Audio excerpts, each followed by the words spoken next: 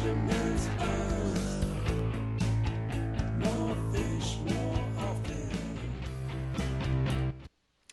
Hello and welcome to the Fisherman's Post Saltwater Podcast Series. My name is Gary Hurley, owner of Fisherman's Post.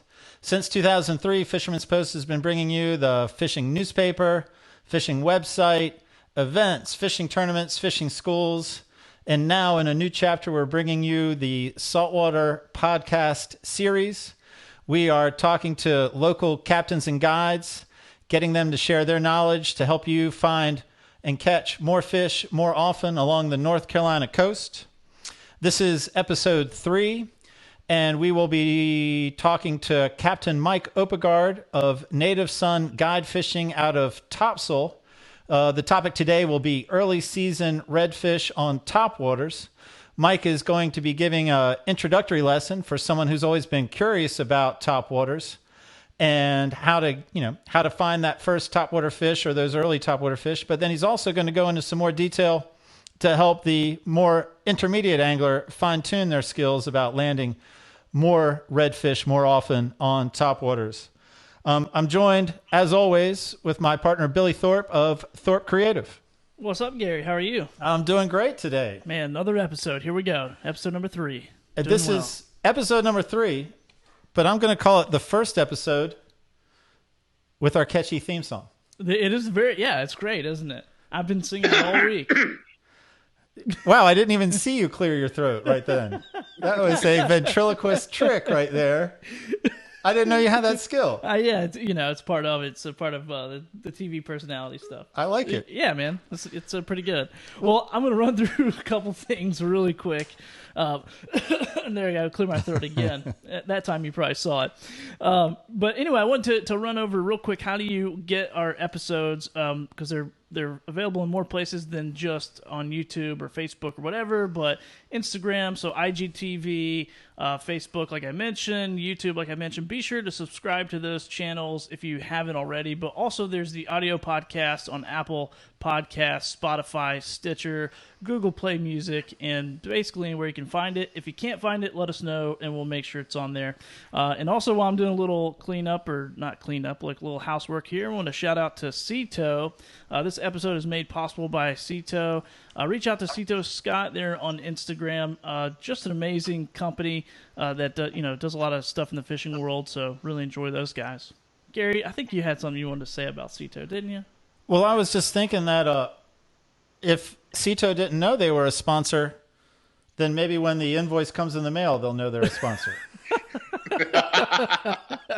Yeah, that's perfect, man. That's I'm going to start doing that in my business too. Oh, you didn't order the 1,000 shirts? I thought you did. Here's the invoice. All right, man. I'm going to do one more thing here, and then we're going to get into this episode. And we are doing a photo of the week. So here is the photo of the week. This was actually the junior angler that we talked about in the last episode. So this is Andy Hodges with his grandson Palmer with their first puppy drum. So yeah, it was caught near Topsail using live bait. So pretty good looking kid right there with the fish. So you see the number on the screen. Text your photos or your videos. Just got our first video in, so I was pretty excited about that one. Yeah, man, I like it. I like Palmer as the start. Yeah, I got a little son, so hopefully I can get one of those with him pretty soon. Well, I'm going to bring up our guest. I'm going to introduce our guest today. I've already mentioned it. We will be talking about early season redfish on topwaters with Captain Mike Oppegaard. Mike, how you doing? I'm doing good, guys. How are you guys doing? We are doing real well. We're excited to talk about this. We know that topwater fishing is very popular for multiple reasons, and we're looking forward to you both getting us introduced to it as well as getting a little bit more advanced. However, we have a little feature here with the Saltwater Podcast Series. It's, for lack of a better name, it's called 2 Questions. So we've got 2 questions for you just to help get to know you a little bit better before we get into the day's material. Now, it happens that these 2 questions are not fishing related. So as soon as you tell me you're ready for 2 questions, Mike, I'm going to continue. Let it shoot. All right.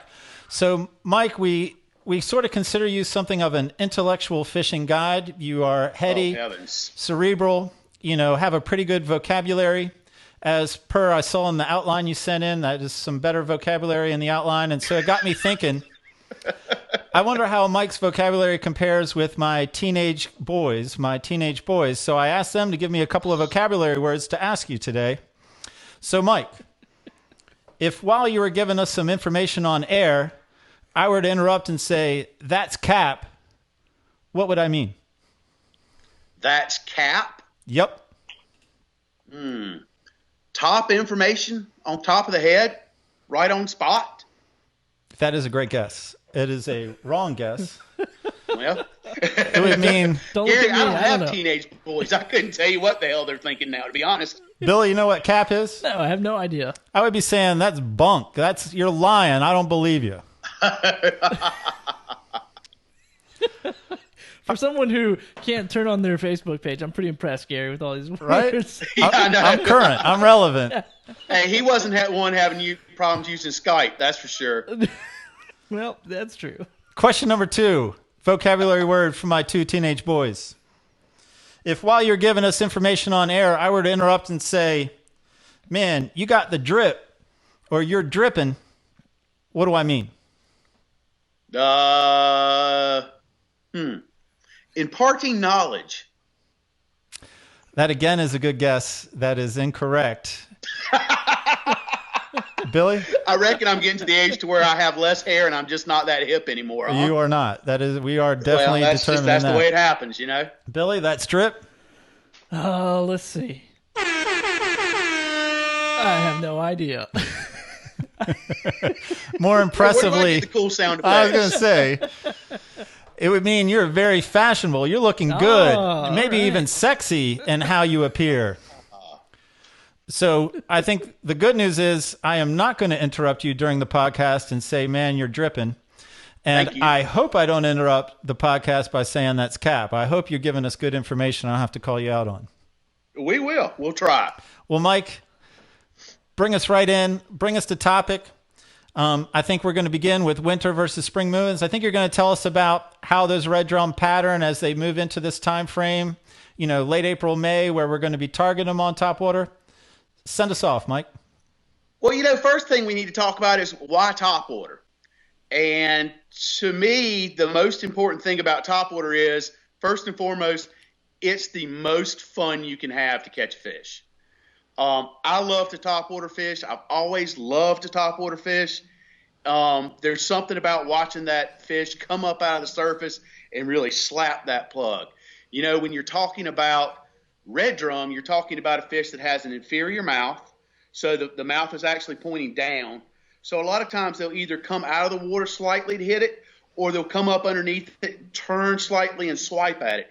Either way, you've got these great strikes, and good and well that fish is just fired up and ready to eat. So the first thing about topwater is fun.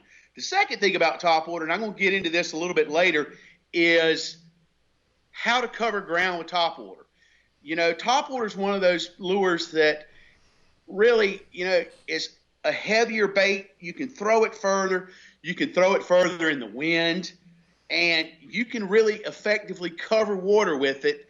And, okay, you may not catch that fish that blew up, but you may say, okay, well, wait a minute. That tells me I've got a group of fish around. I need to slow down and actually kind of work a little bit more patiently, try to search a little bit more. I've got fish in the area. They just told me, hey, we're here. I've got to figure out why I can't get them to bite. Or, maybe I can get them to bite by throwing a topwater again. But that's the real reason for topwater. In spring, it's kind of we come out of winter, we come out of the cold areas, and the water's starting to warm up. We've got some bait in the water. We don't have obviously we don't have our running mullet yet. We've got some small pogies in the water.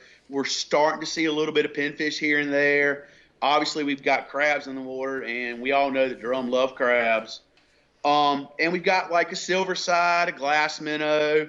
We can bunch them all together, whatever you want to call them, those little, 3-inch or so clear glass minnows.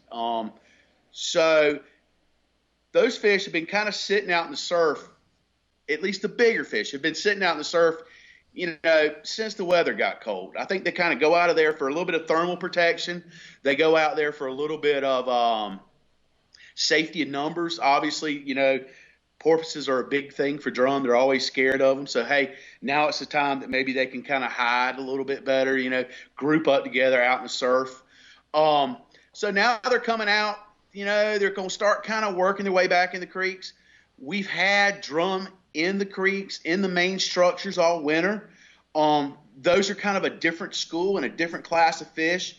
You do find some bigger drum, let's say that 24-inch to 26-inch drum hanging out on the docks. But a lot of times what you're going to see is those bigger upper slot drum coming in from the surf. Obviously, what I'm going to talk about today is not the thing to fish around docks. We all know docks and structure right now is holding a lot of those smaller fish, those fish that have schooled up all winter and just hung out together. You can find those fish off the dock a little bit. And by off the dock, that may just be 2 feet or so. And you can kind of approach them of top water if you can get them really fired off and eating. But a lot of times when I look at dock, you're usually talking about a soft plastic situation. With younger kids, you're talking about bait. So what we're going to talk about here is top water and where I look for top water and what I do.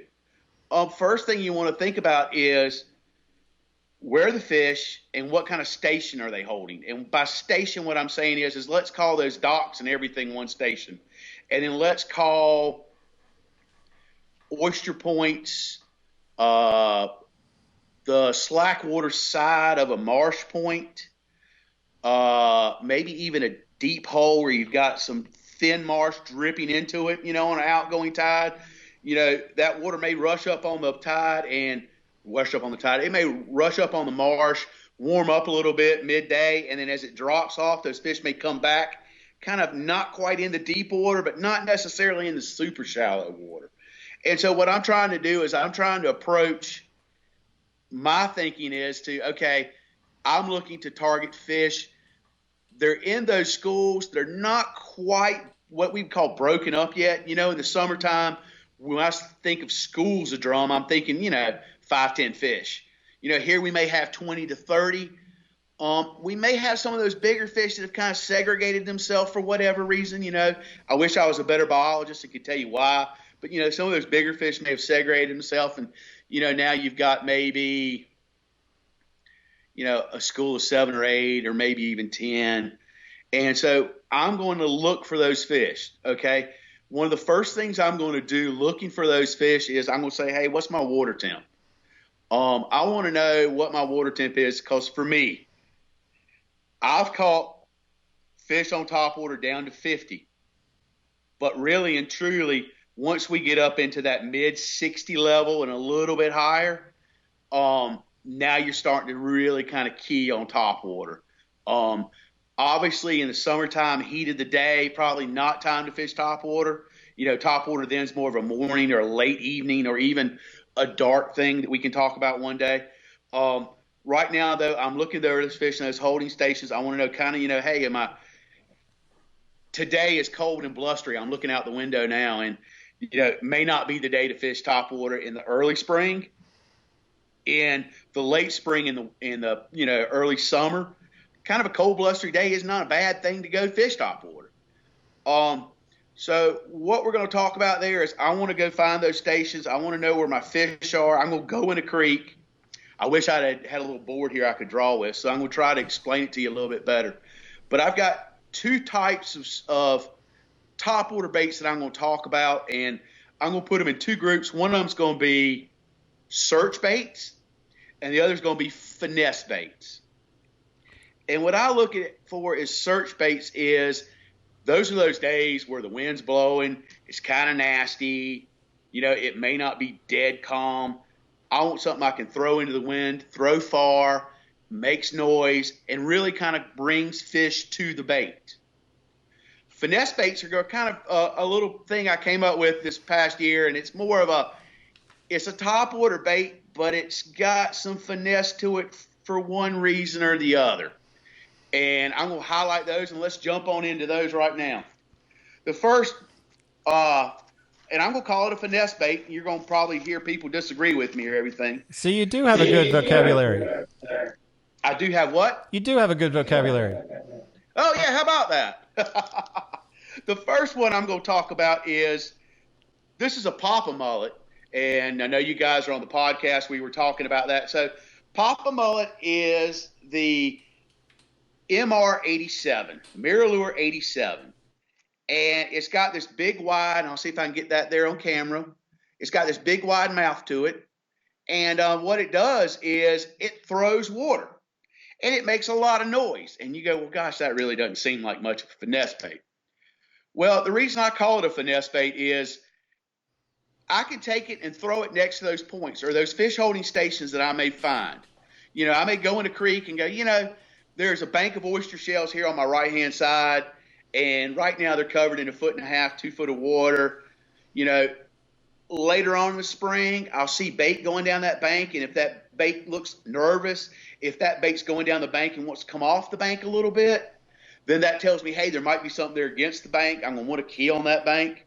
This time of year, I'm just looking at the fact that, I've got oysters there. I've got some darker bottom there. I'm going to want to just prospect for some fish.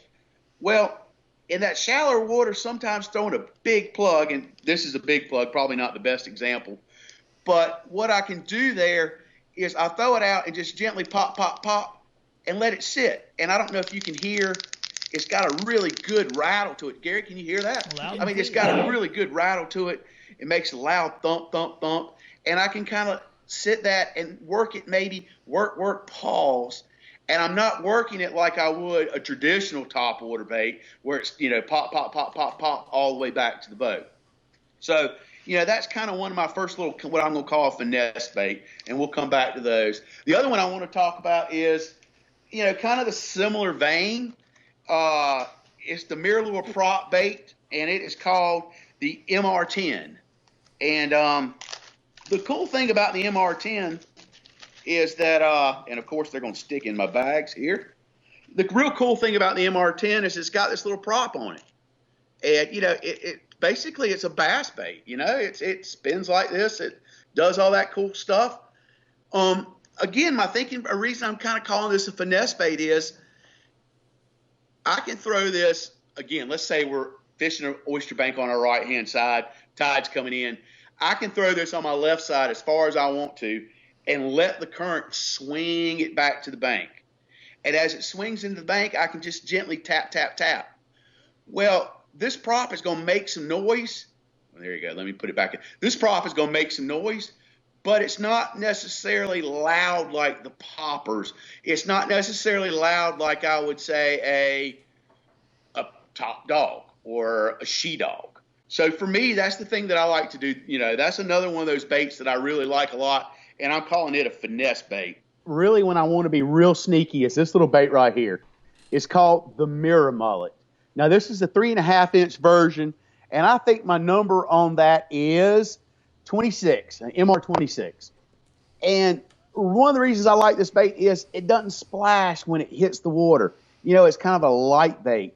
So, again, we're talking about, let's say we've got those drums sitting on the oysters on my right-hand side, and I pull into the creek and I want to, try to fish those.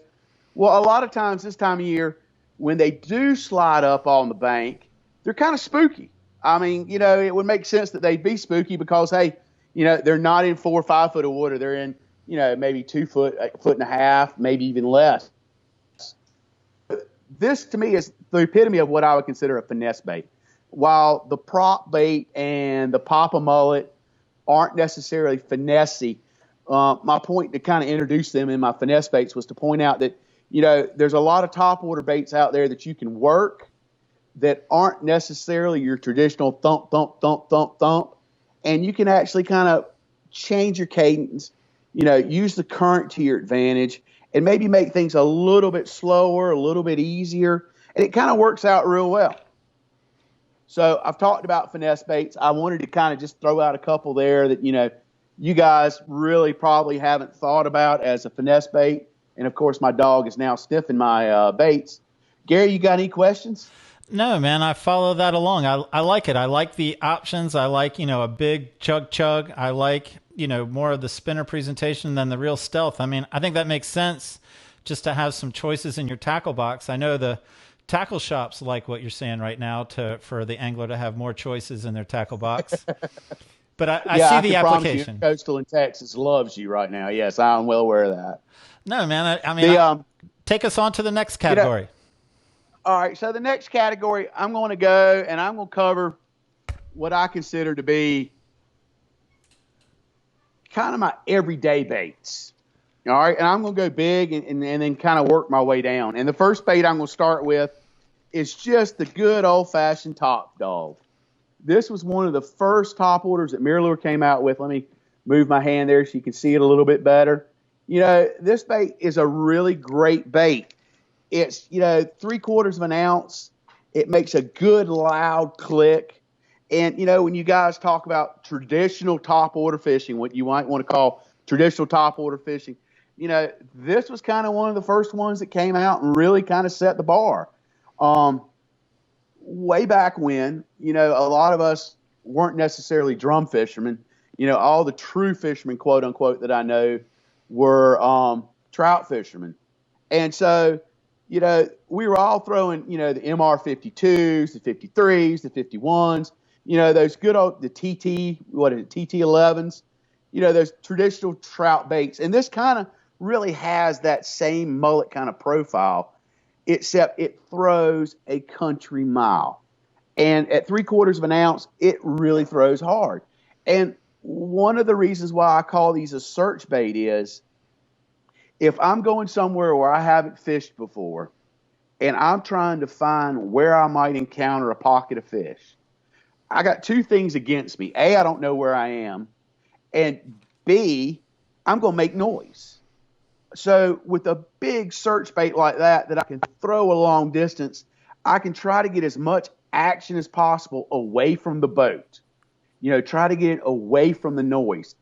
Kind of although I wouldn't call it a sneaky bait, I'm still creating action on the water away from the bait. And hopefully what will happen is those fish will see the bait and show themselves, whether I catch them or not.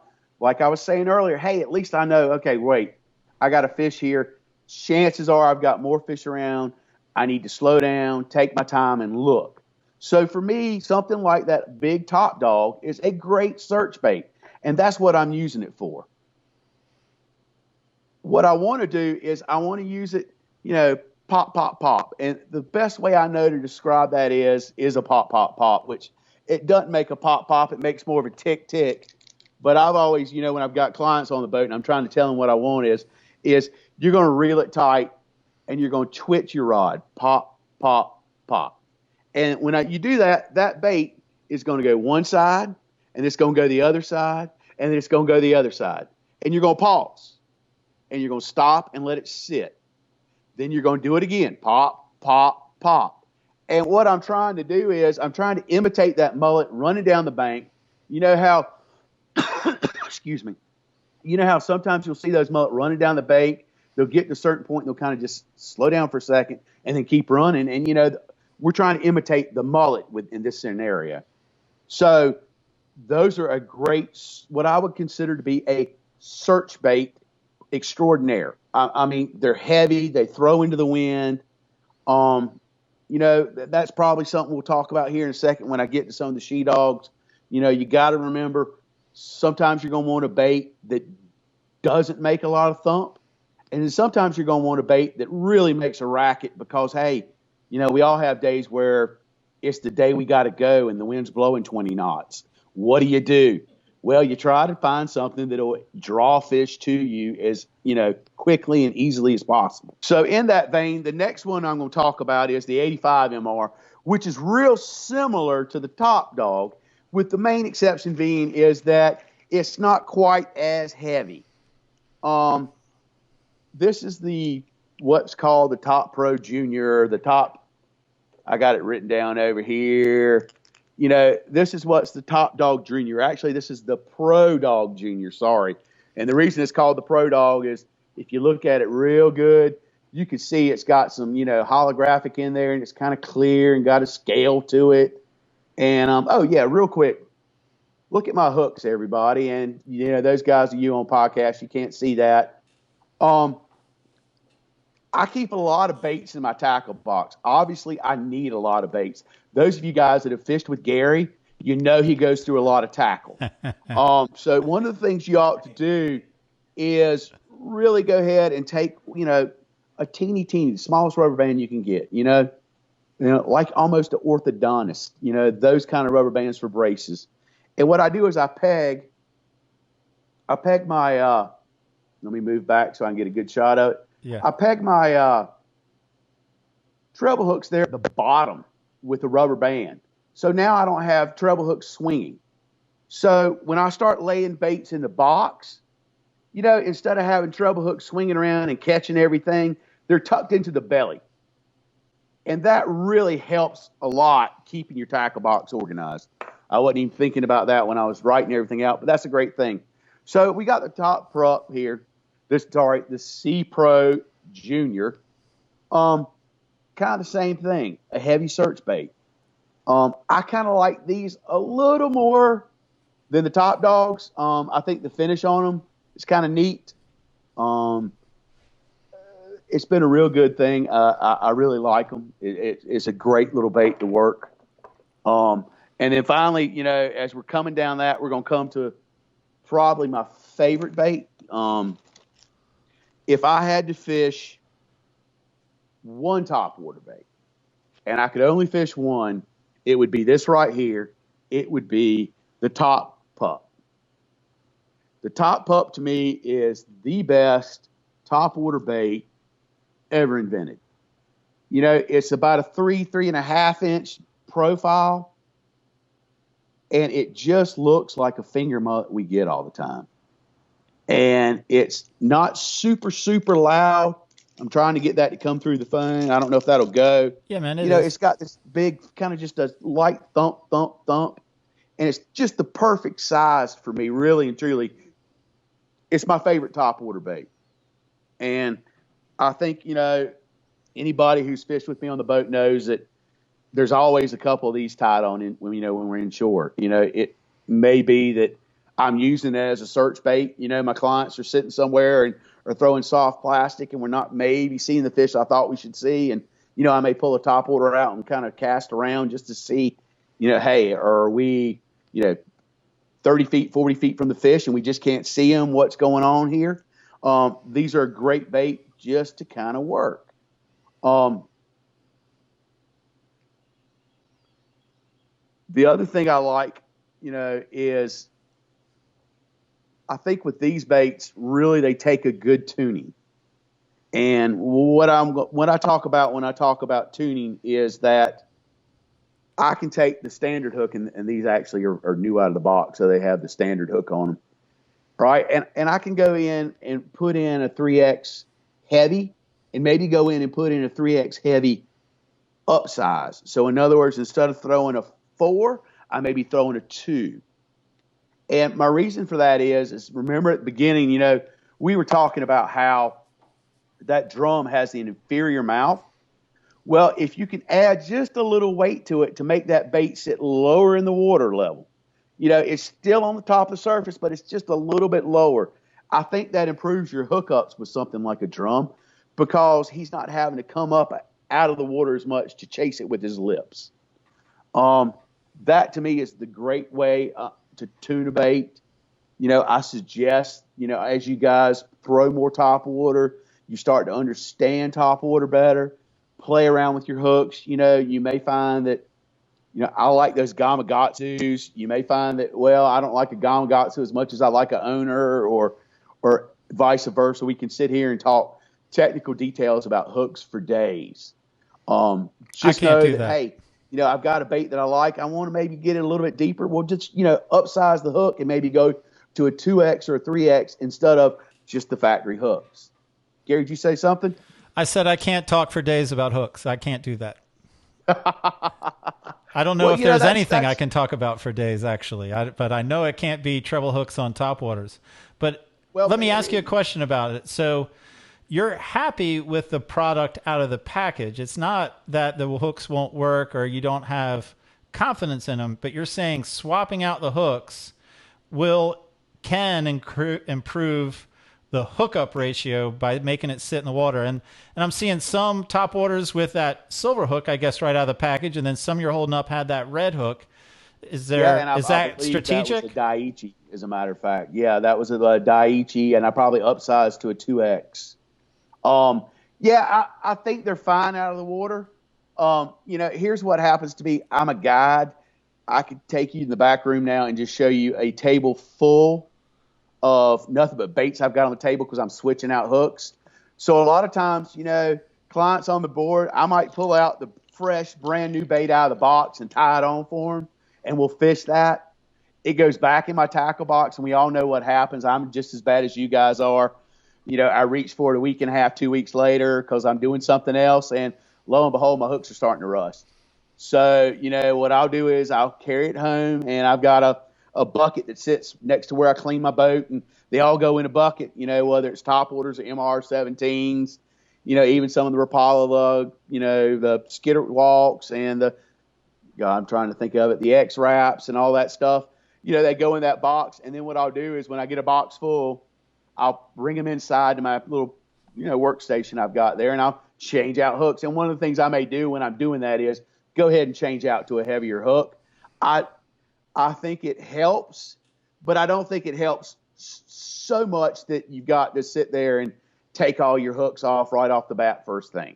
Does that make any sense? No, man, I follow that 100%. Like that's You know, sort of and what I predicted. that's me being a cheap charter captain, and you really want your clients to get on the boat and throw that really pretty bait right off the bat. That's just, it's got that yellow and gold and it looks so pretty. And, that's kind of the way I do that is, hey, pull them out of the box, throw them for a little while. And then, like everybody else, you end up with those baits that are just beat to hell. And, well, you finally got to, retire them, I reckon, or I don't know. Those are the ones I fish with, to be honest with you, is the ones that I'll have to see if I got one here. Yeah, I've got one here. A little she-dog I've got that's starting to get scrapes on it and starting to look all, it's starting to lose all your paint on it. That's usually one I get to fish with when I'm by myself.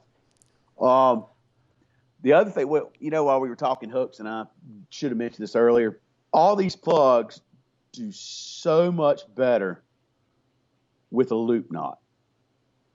And whether you tie a canoeman's knot or a Rapala knot, both of them I kind of used to lean towards the canoeman's. I'm leaning more towards the Rapala now. Jump online, find those knots, learn how to tie them. All of these baits, every bait that I've talked about today, in my opinion, works way better with a loop knot. Now, I know some guys say that they don't like loop knots because they feel like they don't have as much control over the bait. I sort of feel like, for me personally, it's one of the best things in the world is to have that little loop so you get a little bit more head swing. Just, it may only be, half an inch or an inch, but it's a little bit more head swing because you're working that bait through the water. And to me, a loop knot's the way to go. And again, what I'm saying there is, the canoeman or the Rapala. I was a canoeman fan. I'm kind of coming around more to the Rapala fan. I think, any little knot that you're comfortable tying is the knot to tie. So, and we know, Gary, you love to tie knots. And the other thing we're working on here right now is all the baits I've talked about here, all the top dogs and everything. You'll notice that Mirrorlure has two different levels of baits. They have what they call the dogs, and then they have the she dogs. And what I'm going to talk about here real quick is what I would consider to be the she dogs. And the she dogs, to me, are not a finesse bait. They make a racket, and they make a racket for a reason. I've got a she dog, and then I've got the she pup. The she pup is a 75 MR, and the she dog is the 83 MR. And, here's the she pup. And if you listen, and I don't know if I can get that to come into my speaker very well, both of the she pup and the she dog have a higher pitch. And that was for a reason. The guys at LNS Baits, Mirrorlures, they really kind of said, we need a bait that's good for windy conditions. And the she dogs were really built for those windy conditions when you wanted to make more noise. I would say the she dog maybe when, there's even more chop on the water than normal. And if there's just chop on the water, I'd probably throw the she pup. you know, those baits to me, they make a lot of noise. The rattle is what they call high frequency. It's a little bit more higher pitched. And I think it's a great bait for, you got a windy day. We all can't fish when it's bright, sunny, and the wind's only blowing 5 knots. These are great baits when you need to pull out a bait and make a lot of noise. So I've covered, what I would consider my search baits and my finesse baits. Let's talk about, maybe locating fish and how I use topwater to locate fish. Because, again, I said it earlier when I was talking about, like the top dog or maybe the top pro senior or the top pro junior, not the senior. I use it as a lot of search baits when I'm by myself looking fish. I think it's one of the best ways in the world to find fish. I'm down here at Topsail this time of year. Although we've had some rain, our water's pretty clear. As I work my way north, I get more into that confluence with the New River. My water gets a little bit more stained. I'm not necessarily fishing as much.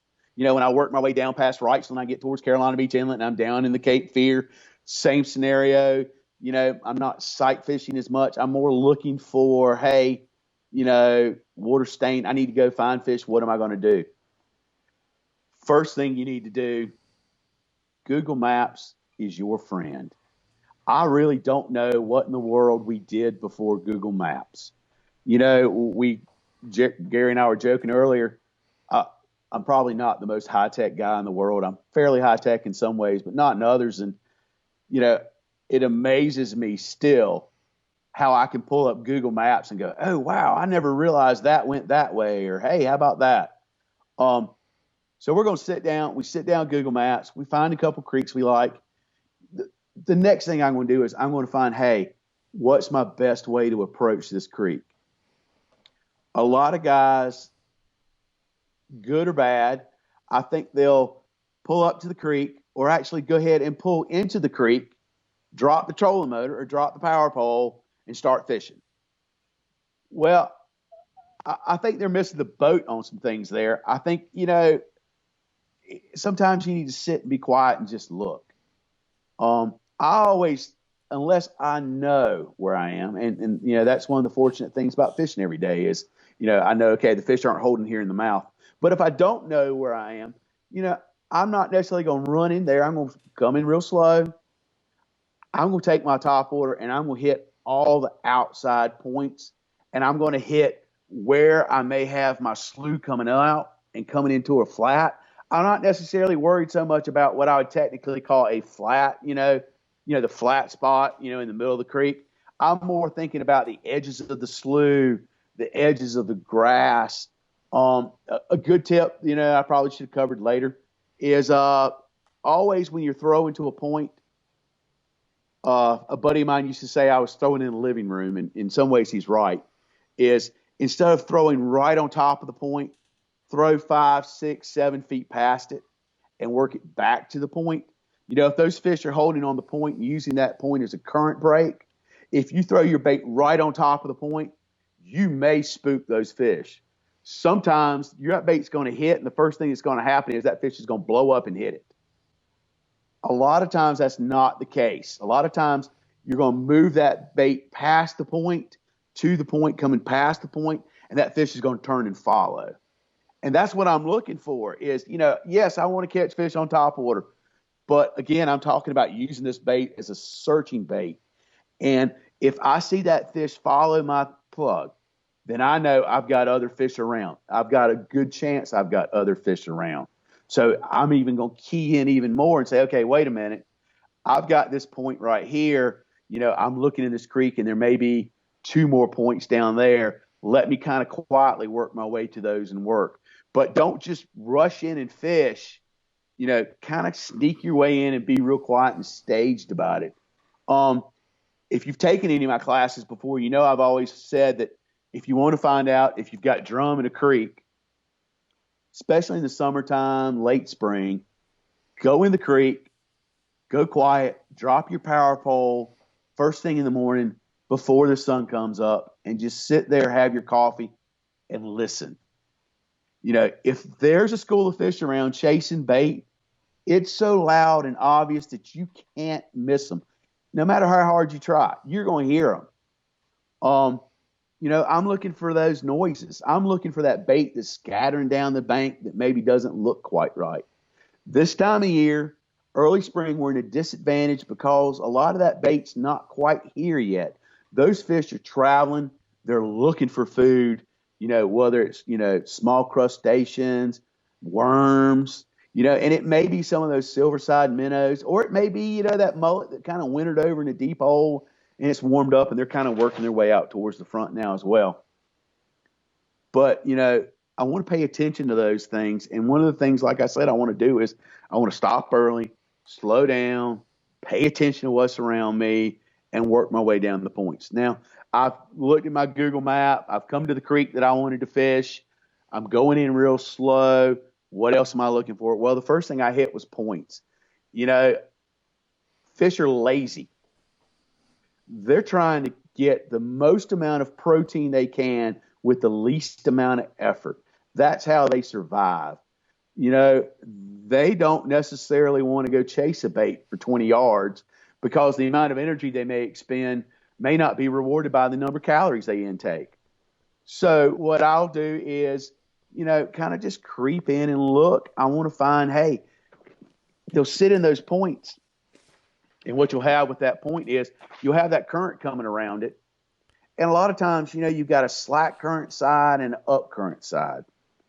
And I kind of like to look at where that seam is and maybe work my way into that slack current corner. Okay. I'm going to work, from the middle and kind of come into it real slow.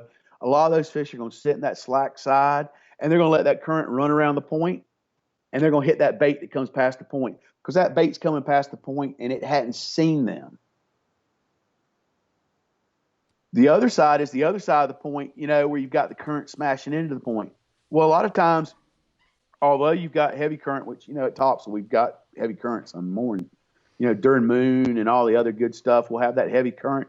That heavy current will come in and hit that point. That fish may be just barely off that point, sitting in a little bit deeper water. And what I'll do is again, I'm throwing past the point, bringing it back to it. Okay. So we talked about points. The other thing we want to probably talk about is let's talk about oyster bars. One of the things, if you've been around here for a long time, we're having kind of an oyster problem. Our oysters have been hit real hard by a lot of fishing lately, and a lot of them are getting stomped down and starting to mud over. What happens is those guys get out and pick the oysters, cull the oysters right there. They're standing on top of the oyster rock. They push that oyster rock in the mud. Those oysters can't open up and breathe and filter water like they should. They start to die off. As they die off, there's no more mama oysters making baby spat, what's called, the little egg, the little spat. There's no, mama oysters, daddy oysters making those. It's, all of a sudden they get covered in grass and we're starting to lose some of our oyster bottom, like, at least, maybe 15, 20 years where we had lots and lots of it. Even though those oysters aren't alive anymore, they still will hold fish, and I'll stop at them. I want to find, and you could do this looking at Google, you're going on, it's just white sandy, and all of a sudden you've got these little dark patches kind of working its way in. Well, I'm going to work into those as well, and I'm going to look around those oyster points, and not oyster points, oyster beds. And the reason why I'm looking in those beds is those beds hold heat, especially early spring. Not only do those beds hold heat, they also hold a lot of little teeny crustaceans, mud crabs, pistol shrimp, and they hold, a lot of smaller bait fish. And it might be enough, a little bait there that's really kind of subtle. You'd have to kind of get out of the boat and look at it to see it. But it's enough there that it may, kind of at least have those fish come by and pay attention there. So we've talked about points. We've talked about oyster bars. Really the other thing to talk about is the tide and migration of the fish in and out. There are fish, especially in the summertime, Uh, unfortunately now we've reached a population where everybody and their brother wants to catch a puppy drum. And so, especially in the summertime on a dead low tide, you're going to have some fish that are pushed way, way, way in the back that nobody can get to. A lot of times, excuse me.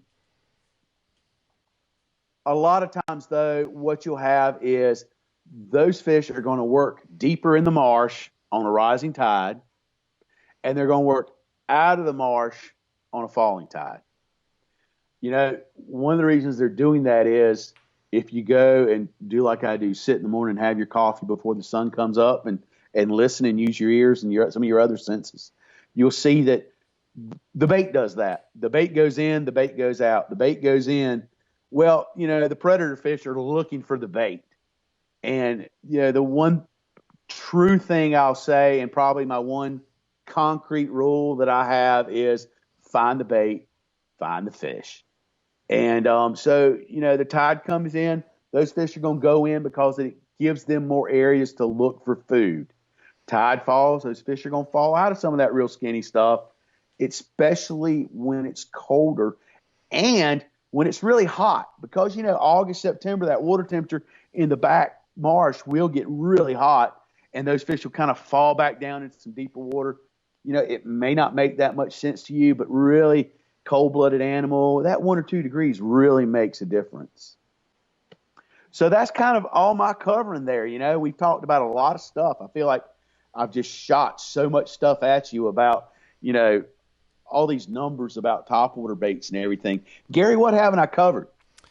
Man, I think you've done a good job. Like, I think, letting us know what to have on the boat and not just what to have on the boat, but the purpose behind it, smart, good preparation.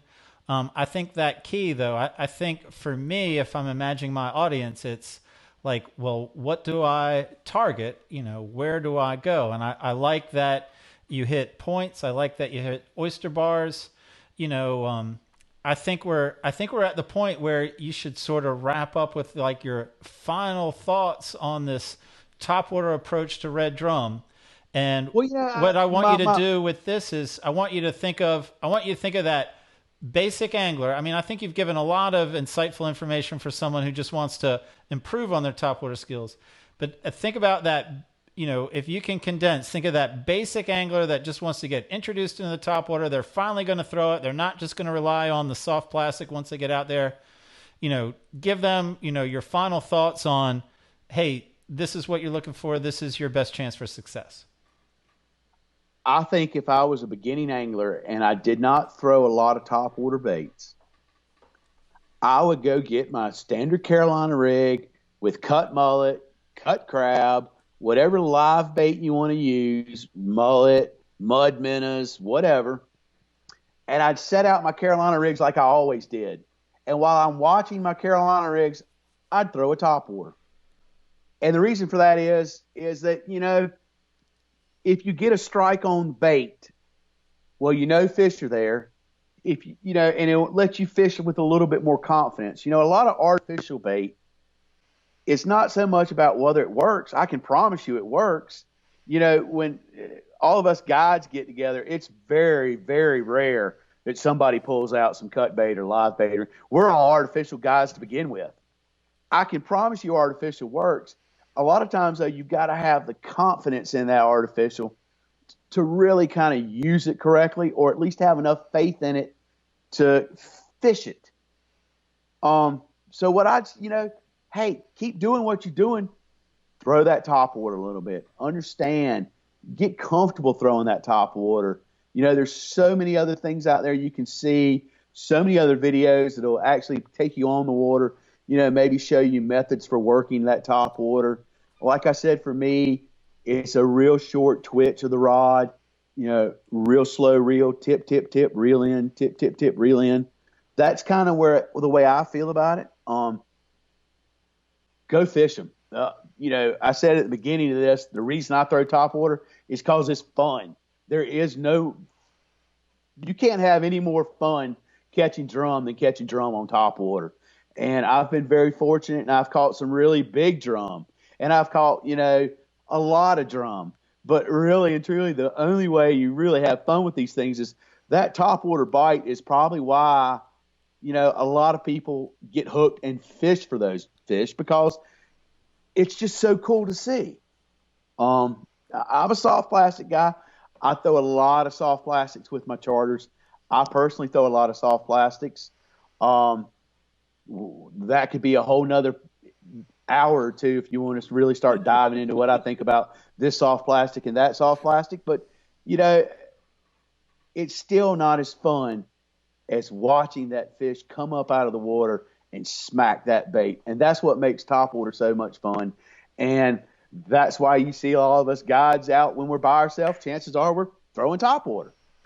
Well, man, I tell you what, I know we've already talked about bringing you back at a later time in the calendar year, and this is usually the point in our feature where I like to talk to the guide or let the guide tell a little bit of self-promotion. So what I would like you to do now is I'd like you to do two things. I'd like you to sort of quickly review what you're targeting through the calendar year in case someone is interested in booking you. They know the different options because I know you're more than a red drum guide.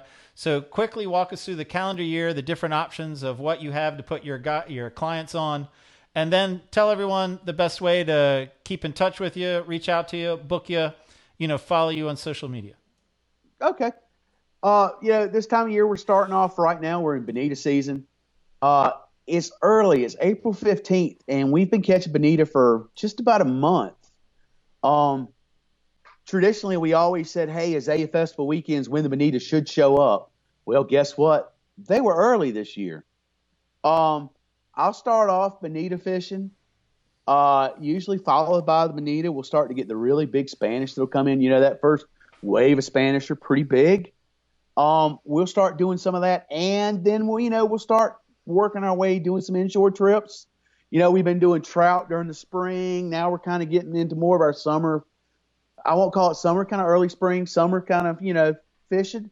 We'll do, like I said, we'll do the large Spanish mackerel, and then we may go into the king mackerel because I certainly like king mackerel fishing. I know I'm an inshore guy in some ways, but I really like to, fish for king every once in a while. It really depends on my clients. Usually for me, June, July, August, I have a lot of what I call my mom, dad, and the kids trips.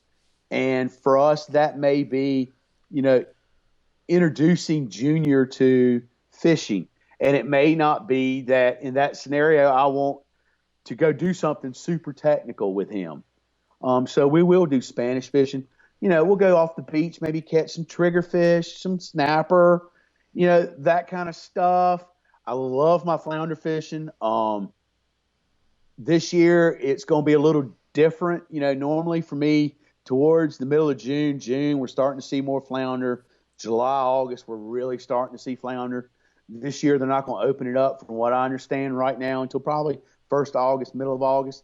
So, that's going to take that July flounder fishing out. But, there's still a lot of other things to do.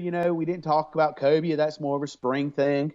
And then, as we go into September, then I'm more, then I'm really getting kind of serious about my drum. And as Gary would tell you, October, November, December, with the exception of, the little albacore run that we get, to me, that's drum and trout season. I think there's nothing better than, trout fishing in the fall.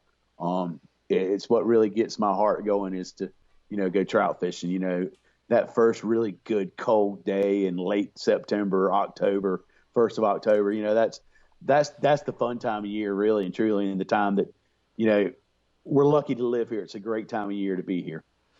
How do we stay in touch with you? How does everyone else stay in touch with you? Really the easy way, you could go look Native Son Guide Service on Facebook, or you can go look at my website, www.nativesonguideservice, all one word, .com. And, there's usually a link there in my website that'll take you to my Facebook and my Instagram and Twitter and all that other good stuff. Mike, thank you so much for joining us today. It was a pleasure to have you on talking about topwaters. I mean, I have enjoyed fishing with you through the years, and it's fun to have this chapter of our relationship getting you on talking about topwaters. And again, we're going to bring you back later in the calendar year. But for now, man, thank you for all your insights on early season redfish on topwaters. Thank you, Gary. I enjoyed it. I sure did have a good time. I hope you guys have a good day. Right on. Or you too, man. Thank you so much, Mike. Bye, Billy. Good show, man. Billy, that show tested every bit of my skill as an interviewer. I tried everything I could do to get that guy to open up and talk, but He couldn't do it. he man. was just tight-lipped. He was like, Well, the only problem I had is that He's I still think talking. maybe- he's back. He's still talking. I think maybe I got a little bit too detailed there at some point in time. No, you're good, man. Hey, we're still wrapping up the show. We'll talk to you here in a second, Mike. So, anyway, We're going to have a quiz for Billy on Mirrorlures. number 52 is orange. Man, that was no, great. Colors are a whole different ball game. He's still talking. That's good, man. Well, okay, so before we Wrap us up. I'm going to wrap you up here. So I want to give a shout out to our sponsor for this episode. Once again, is Ceto. So you can get in touch with those guys if you're out there in the water, something goes wrong, these guys will come rescue you. And check out Ceto Scott on Instagram and tell him the guys over Fisherman Post sent you. And also wanted to just remind you how to get in touch with us and with the podcast. Go to fishpost.com or fishermanspost.com is one way. Go to the little podcast tab. Also, check us out on YouTube, Instagram, Facebook, Twitter, anywhere on social media. Just look up Fisherman's Post, and our YouTube is Fish Post Media. And be sure to like, subscribe, rate, review, all those good, fun things that you can do on social media and to keep up with us. So, yeah, Gary, I mean, that's basically it right there. Yeah, man, I want to give a thank you to a good friend, Brian Weeks. Brian Weeks is responsible for that catchy theme song that we started this episode with, that I believe we'll be starting our episodes with, and a good friend. He offered that up. I think it's only going to cost us a couple $1,000, but hey, man, I think that's money well spent, well invested. In saying that, a couple $1,000, I'm going to need a couple sponsors. You guys just call me. Perfect time to be a part of the podcast. If that's going to cost me $2,000. Billy, thank you, man. Awesome, man. Well, speaking of that good music, I'm going to play it again as we're on our way out. Fisherman